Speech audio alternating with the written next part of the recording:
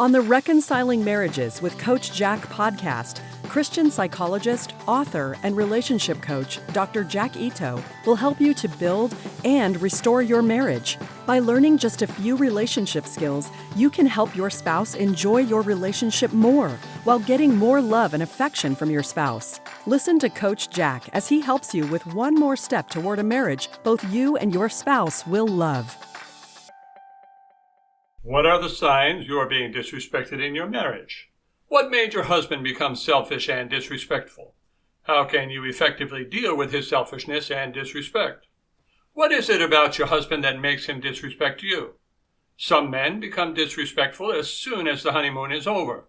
Others don't become disrespectful until after a number of years. Becoming familiar with signs he doesn't respect you and why he has become this way will help you to restore respect and feel more loved. All toxic relationships include signs of disrespect. Many people have toxic relationships and don't even realize it. A toxic relationship is one that gradually becomes worse, as if you were drinking a little bit of poison every day. Sometimes we can become so used to the little bit of poison that we don't notice it anymore. If we grew up with it as a child, we might even think it is the way relationships are supposed to be. Likewise, we can get so used to disrespect that we become numb to it. Whenever you are able to discover something unhealthy, you have taken the first step toward health. We need to see signs of disrespect both in ourselves and our spouses if we are to deal with it. Improving relationships always begins with improving our own behavior first. Also, if you treat your husband with respect, you will feel much better about requiring respect from him. What is a disrespectful husband? A disrespectful husband is one who treats a spouse as less important than himself. Don't confuse that with an unloving husband. An unloving husband may treat you respectfully, but not demonstrate love toward you.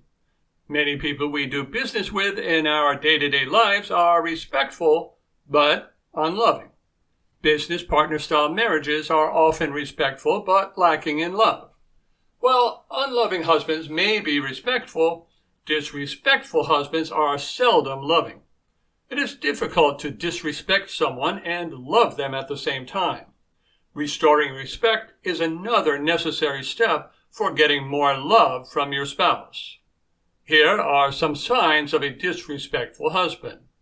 Dismissive of your feelings and concerns. Treats you as a child or employee, does not involve you in decisions which impact you, withholds practical information such as finances, holds you to standards which he does not live by, criticizes you, does not value your time, and shows up late or not at all, does not listen when you talk, talks badly about you to others, sides with the children against you, sides with his family against you, treats you as an object or slave, is demeaning, is unconcerned about your desires and needs as long as his are being fulfilled. This is not an exhaustive list, but you can see that the main tenets of disrespect are inequality, control, and selfishness. If your husband's behavior fits one of these three areas, he is most likely disrespectful. The same could be said of you, so make sure you are not behaving in any of these ways. Two wrongs never make a right. There is no justification for the Christian to treat others badly, even when treated badly by others. See Romans chapter 12, verses 17 to 21. Rather than return evil for evil, as many do, we need to love our spouse enough to take action which restores respect and promotes a better marital relationship. Our goal is never tit-for-tat revenge, but always to restore. So, is respect something that is given, or is it something which is earned? Respect, like trust, is something that is earned. With trust, for example, we are not going to trust someone who does not behave in a consistently honest and trustworthy fashion. How trustworthy they actually are is independent of our personality.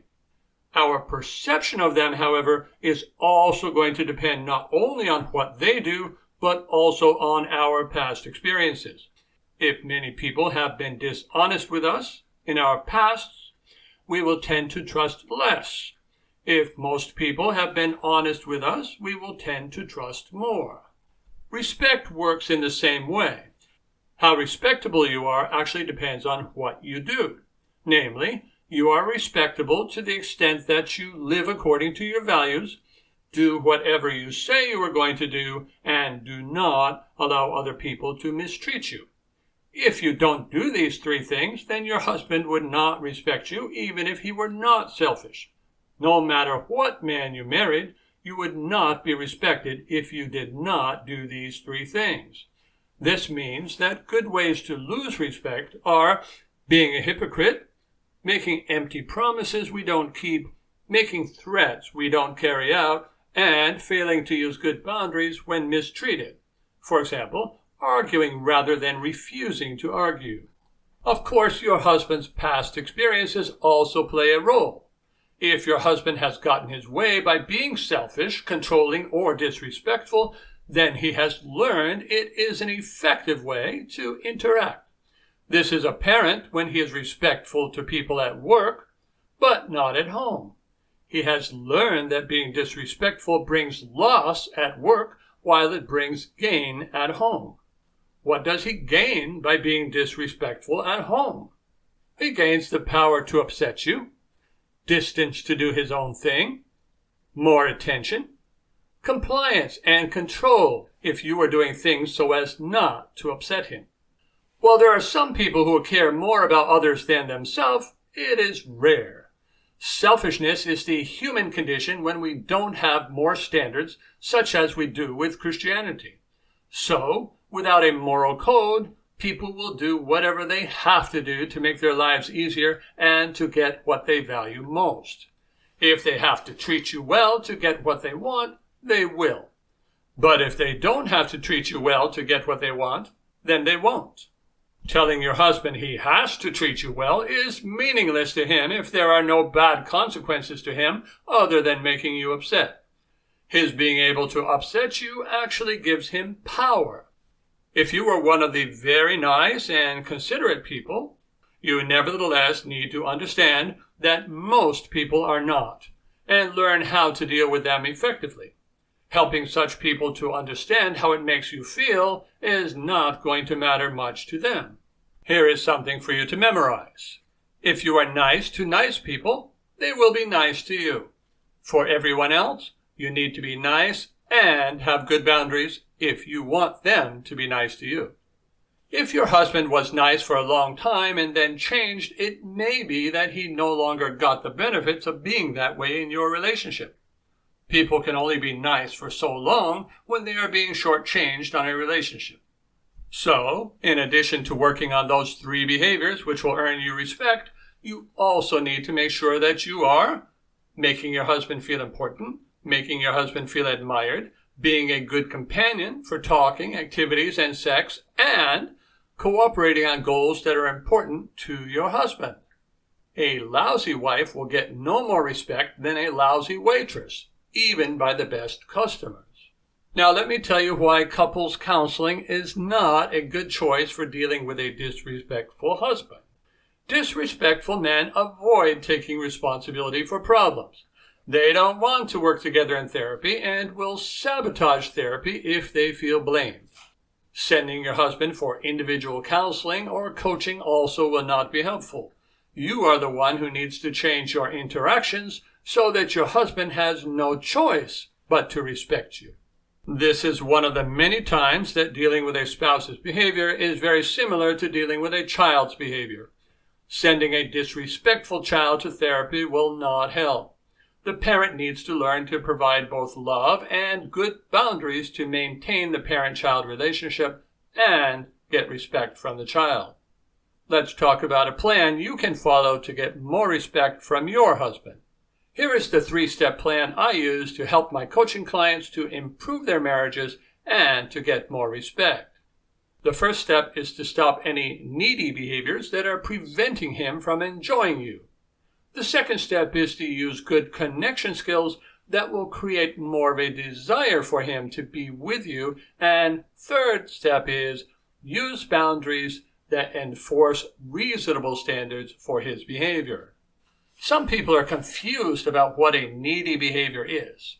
Needy behaviors are those ineffective things that people do thinking they will improve their relationship. Prime examples are criticizing, complaining, arguing, and explaining.